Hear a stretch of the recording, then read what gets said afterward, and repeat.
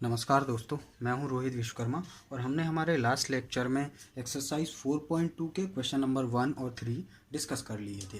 हम आज के लेक्चर में क्वेश्चन नंबर 4, 5 और 6 को डिस्कस करेंगे। तो चलिए क्वेश्चन नंबर 4 देखिए। Question number 4 is asking that find two consecutive positive integers sum of whose square is 365। तो सबसे पहले तो कॉन्जिक्यूटिव पॉजिटिव नंबर्स क्या होते हैं, चलिए एक एग्जाम्पल के थ्रू हम इसे समझते हैं। Let's say 1, 2, 3, 4, 5 and so on. Consecutive का मतलब क्या होता है, नेक्स्ट, और positive integers means positive numbers को ही हम काउंट करेंगे। यहाँ पर पॉजिटिव नंबर्स की ही बात करेंगे। अब देखिए 1 का कॉन्जिक्यूटिव क्या होगा 2, 2 का कॉन्जिक्यूटिव क्या होगा 3, 3 का कॉन्जिक्यूटिव 4, 4 का कॉन्जिक्यूटिव 5 एंड सो ऑन ऐसे। अब लेकिन हम इसे वेरिएबल के फॉर्म में कैसे लिख सकते हैं, variable in the sense x y z in which we can form quadratic equation. तो उस फॉर्म में हम कैसे लिख सकते हैं। लेट्स से मान लीजिए यहाँ पर let's say x is a number, then we can say x plus 1 will be its consecutive number. If x is a number, then x plus 1 must be its consecutive number. Verify कर सकते हैं इसे कैसे, देखिए suppose x की value मैं ले लेता हूँ 1, 2, 3, 4 एंड सो ऑन, ऐसे हम मान लेते हैं। तो x plus 1 अगर हमें नेक्स्ट नंबर मिलता है तो कॉन्जिक्यूटिव हो गया। Put x equals to 1 then we get 2, put x equals to 2 in this we get 3, put x equals to 3 we get 4 and so on. Means when we are putting 1, 2, 3, 4 etc, then for x plus 1 we are getting the just next number. If we are putting 1 we are getting 2, if we are putting 2 we are getting 3. Means x and x plus 1 are the consecutive numbers in form of variable. So we can say that let's say x and x plus 1 are consecutive numbers.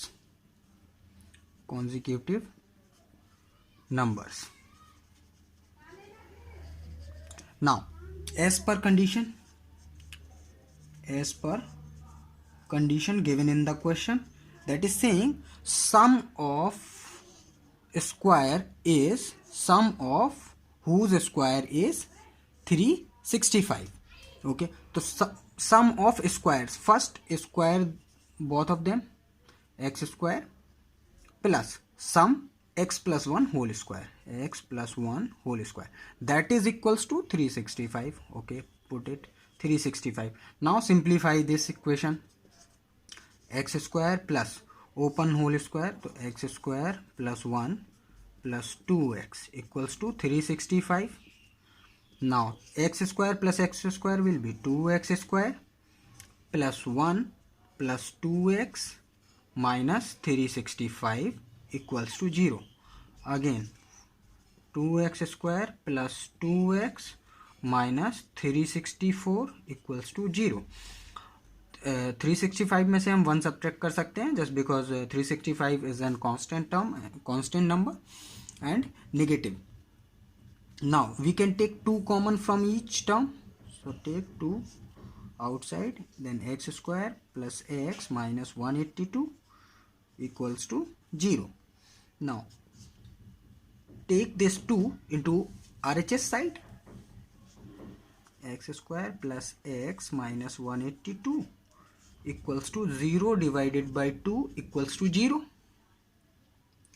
Now अब हमारे पास देखिए एक quadratic equation है और quadratic equation को factorise करके उसके roots निकालना हमने सीख लिया है. तो बेसिकली इस क्वेश्चन में हमें करना क्या है, अब इस क्वाड्रेटिक इक्वेशन को सॉल्व करना है और इसको सॉल्व करके हमें x की एक वैल्यू फाइंड करनी है.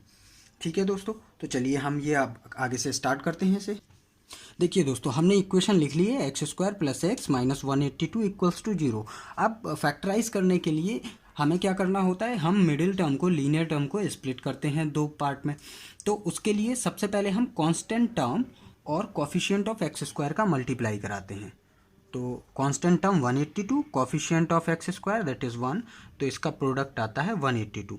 अब 182 के हम फैक्टर कुछ इस तरह से करेंगे ताकि हमारे पास जो फैक्टर आएंगे उनका प्रोडक्ट अगर किया जाए तो 182 आए, और अगर सब्ट्रैक्ट या ऐड करें तो हमें मिडिल टर्म मिल जाए। तो चलिए हम देखते हैं, फैक्टर करते हैं इसके हम। ये हमने इसके फैक्टर कर लिए हैं। अब ध्यान दीजिए, अगर मैं 2 और 7 ऐसे लिख देता हूँ, 2 into 7 equals to 14 and 13 equals to 13। अब यहाँ पर ध्यान करिए, if we multiplied this both factor, अगर मैं 14 और 13 को मल्टीप्लाई करता हूँ तो इसका प्रोडक्ट जो आता है वो होता है 182।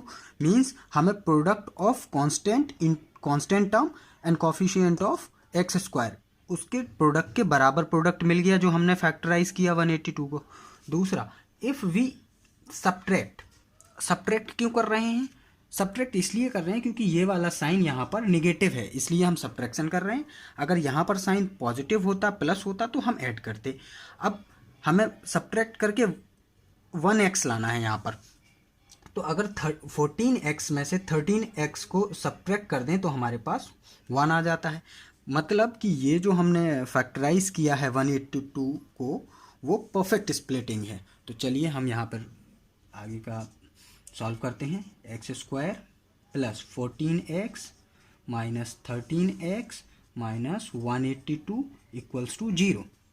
अब देखिए, सबसे पहले क्या करेंगे, हम कॉमन ले लेंगे। तो कॉमन लीजिए पहले दो टर्म में और लास्ट के दो टर्म में। तो पहले टर्म में x कॉमन है, तो x plus 14 minus 13 x plus 14, तो हमारे पास यहाँ से कॉमन आ गए। अब देखिए, जो ब्रैकेट आए हैं ये दोनों भी आपस में कॉमन है, तो took them again common, x plus 14 is common. तो अगले ब्रैकेट में क्या बचेगा, ये यहाँ से कॉमन ले लिया ये पूरा टर्म, तो यहाँ से बचता है x, और यहाँ से ये कॉमन गया तो बचता है माइनस 13 इक्वल्स टू 0। नाउ ये हमारे पास दो फैक्टर आ गए, x plus 14 and x minus 13। Now to obtain roots we will equate these factors to the 0. So यहाँ पर लिखेंगे to find roots we'll do x plus 14 equals to 0, x equals to minus 14, x minus 13 equals to 0, x equals to 13। अब देखिए, since हम negative term को neglect कर देते हैं तो हमने यहाँ पर नेग्लेक्ट कर दिया, और पॉजिटिव टर्म को हम कंसीडर कर लेंगे अपने आंसर के लिए, तो हमने कंसीडर कर लिया। देखिए, ये जो रूट्स होते हैं ना, रूट्स को ही हम सॉल्यूशन ऑफ द इक्वेशन भी कहते हैं, और रूट्स को ही हम जीरोस ऑफ द पॉलिनोमियल भी बोलते हैं। अगर सपोज आपसे पूछ लिया जाए find the zeros of the polynomial of the given polynomial, it means कि जो x के जो सॉल्यूशन है, इस क्वाड्रेटिक इक्वेशन के सॉल्यूशन है, वही इसके जीरोज हैं। जीरोज होने का मतलब ये होता है कि if we put x equals to minus 14 और x equals to 13, we will get 0 for this equation. Okay, तो अब हमारा क्वेश्चन क्या पूछा गया था? क्वेश्चन था कि find the two positive consecutive numbers. तो हमने x what were our positive integers, that is numbers are x and x plus 1, so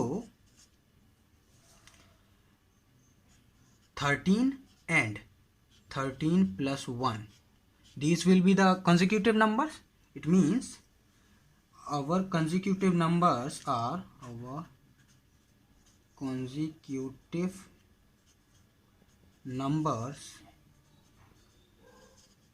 numbers are 13 and 14. This is the answer for this question. दोस्तों, तो question number 5 पढ़ते हैं।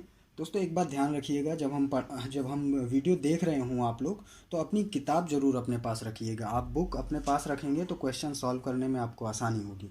तो question number 5 हम देखते हैं। Question number 5 saying the altitude of a right triangle is 7 centimeter less than its base. If the hypotenuse is 13 centimeter, find the other two sides. तो right triangle हमें बनाना पड़ेगा। Right triangle वो भी कैसा, जिसका बेस जो है, देखिए altitude of right triangle is 7 centimetre less than it's base, मतलब बेस बड़ा है और एल्टीट्यूड छोटा है। तो हम पहले तो राइट ट्रायंगल बनाएंगे। तो राइट ट्रायंगल हम बना लेते हैं कुछ इस तरीके से। सपोज राइट ट्रायंगल बेस हमारा हो जाता है x।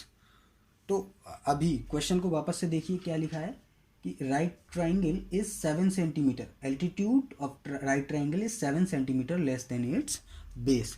तो 7 centimetre less than base means x minus 7 will be the altitude of this triangle. Okay. Second condition of this question is if the hypotenuse is 13 centimeter, find the other two sides. तो hypotenuse आपको given है 13 और आपको other two sides means base and altitude calculate करना है। तो base और altitude calculate करने की आपने पाइथागोरस थ्योरम पढ़ा होगा, तो हम सबसे सिंपली पाइथागोरस थ्योरम का यूज़ कर देते हैं। और पाइथागोरस थ्योरम हमारा क्या कहता है,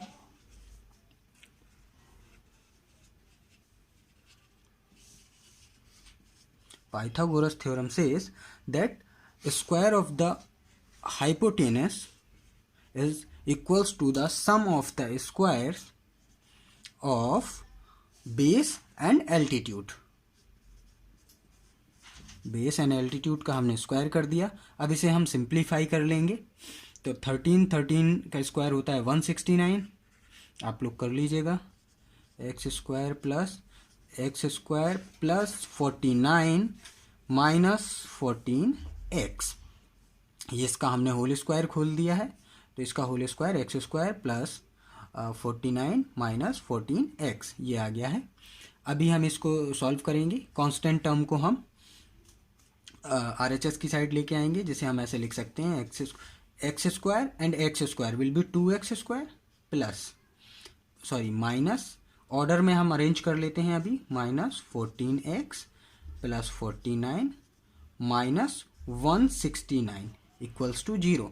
अब ये आप सब्ट्रैक्ट कर लीजिए, 2x square minus 14x plus 169 minus 49, तो कितना बचेगा, तो सब्ट्रैक्ट करिए। तो इसका सब्ट्रैक्शन आता है 120 और ये माइनस का आएगा सिंस माइनस की क्वांटिटी ज़्यादा है।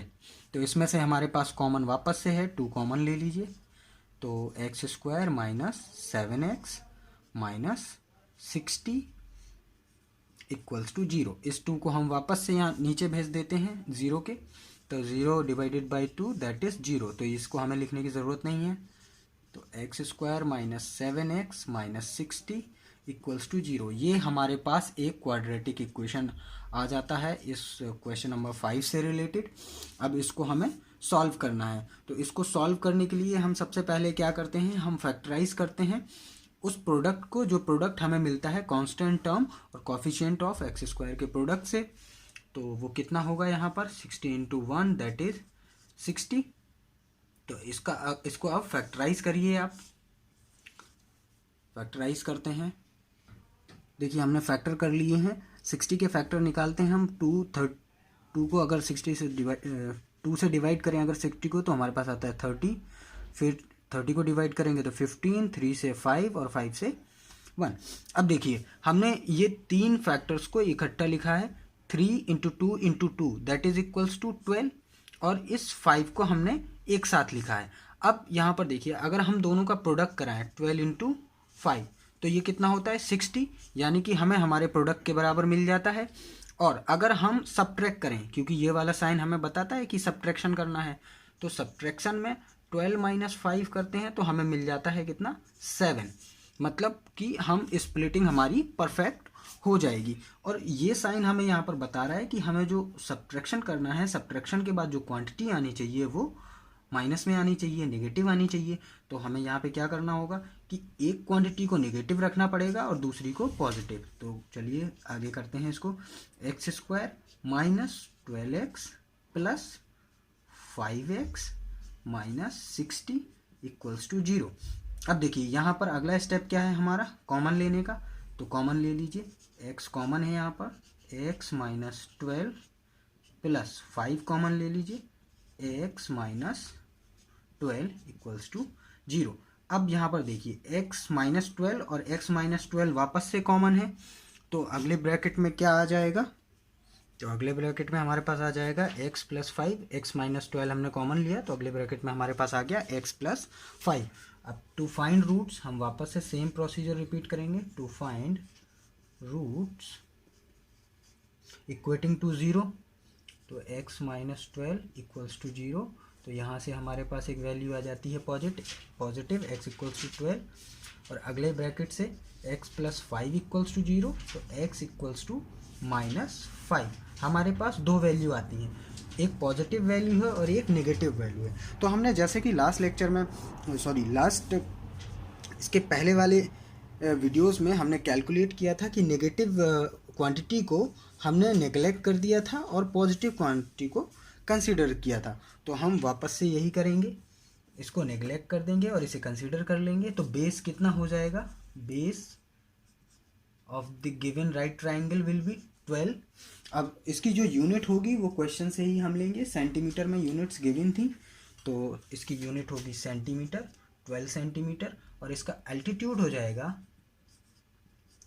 इसका जो एल्टीट्यूड होगा that is 12 minus 7 equals to 5 centimetre. तो इसके आंसर होंगे base 12 centimetre and altitude 5 centimetre. चलिए अब हम इसके बाद करते हैं क्वेश्चन नंबर 6। चलिए हम पहले क्वेश्चन नंबर 6 पढ़ते हैं। Question number 6 saying A cottage industry produces a certain number of pottery articles in a day. It was observed on a particular day that the cost of production of each article was 3 more than twice the number of article produced on that day.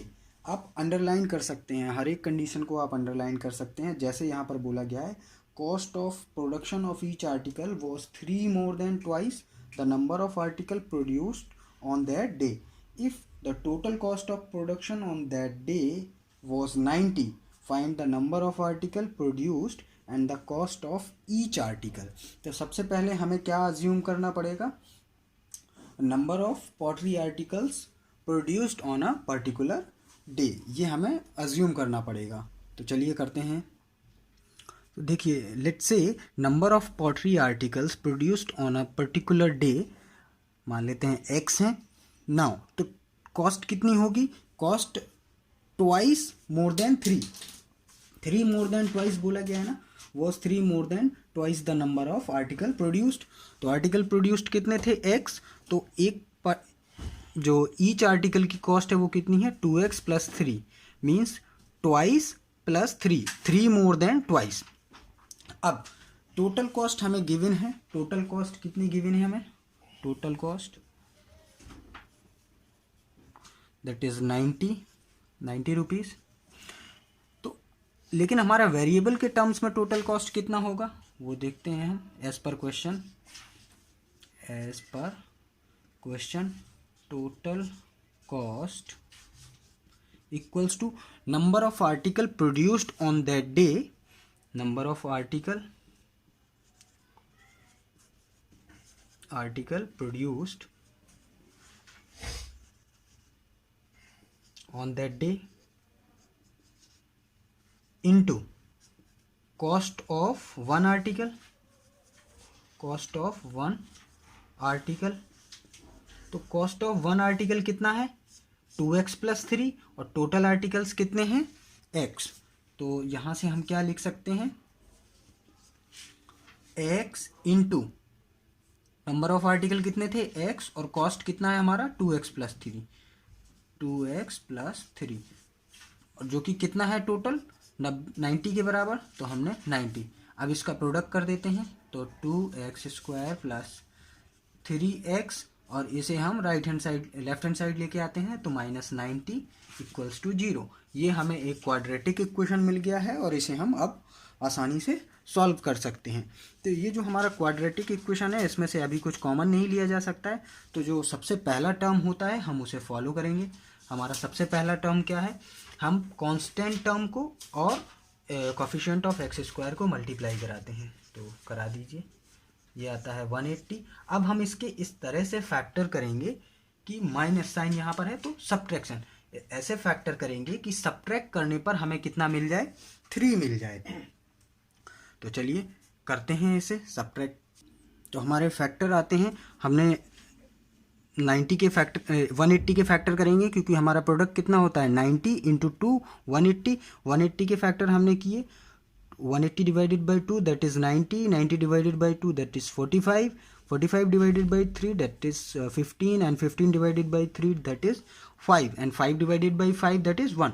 तो इसके हमको factor ऐसे करने थे कि subtract करने पर हमारे पास आ जाए 3। तो हमने पहले 3 फैक्टर ले लिए और इसके बाद के 2 फैक्टर ले लिए। तो 3 2 6 2 12, 12 आया और नीचे से हमारा आया 15। अब देखिए 15 माइनस 12 दैट इज़ 3 और 15 इंटू 12 दैट इज़ 180। मतलब हमारी दोनों कंडीशन सेटिस्फाइड हो रही हैं। तो इसके जो एग्जैक्ट स्प्लिटिंग टर्म होंगे वो क्या होंगे, 15 माइनस 12। तो चलिए हम इसे यहाँ पे कर देते हैं 2x square plus 15x minus 12x minus 90 equals to 0। अब यहाँ पर हमें प्लस में लाना था तो जो बड़ा टर्म है वो हमने प्लस में लिखा हुआ है। अब very similar to the previous one, common लेंगे हम। तो हमारे पास यहाँ पर कॉमन है, x कॉमन है तो 2x प्लस 15 और यहाँ पर हमारे पास माइनस 12 कॉमन है।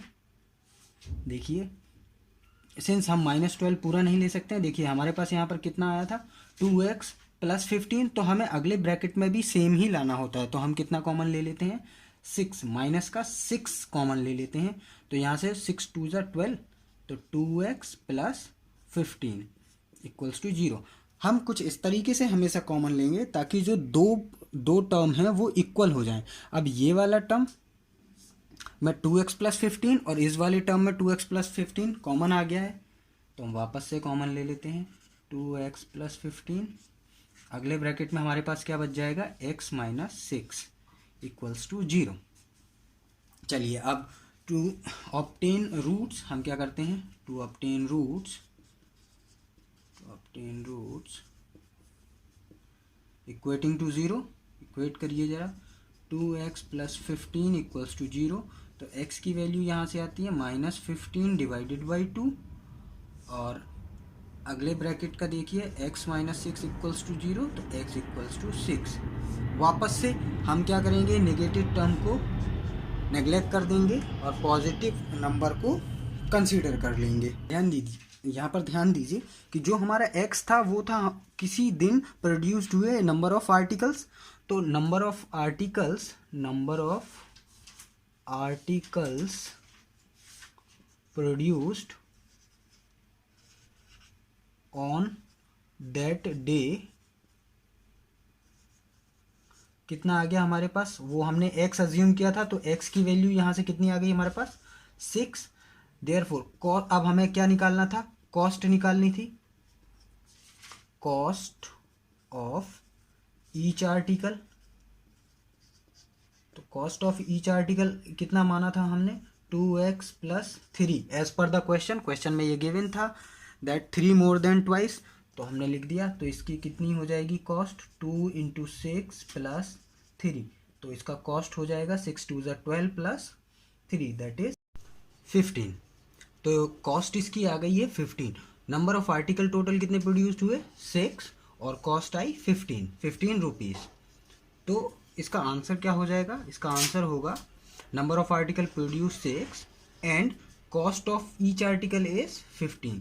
This is answer for the question number 6। अब हमने एक्सरसाइज 4.2 लगभग पूरी ख़त्म कर ली है दोस्तों। तो अगले वीडियो में हम मिलते हैं अगली एक्सरसाइज के साथ, तब तक के लिए नमस्कार।